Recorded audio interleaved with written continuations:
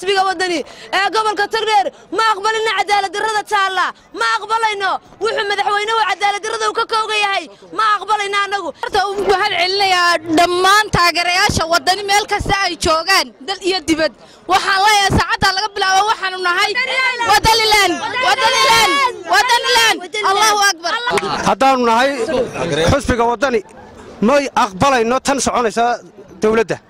waxaan noqonaa go'aansho waanan istaqbaldoonina waan haddana waan doonaynaa haddaan nahay shacabka Soomaaliland waliba wadani waxaan leenahay wadaniland saacada laga bilaabo anagu wadaniland hanolaato mana yeelano mana soconayso burco wallahi ma soconayso biyaatulay saacad muslihan jawaan uraan iska fadhino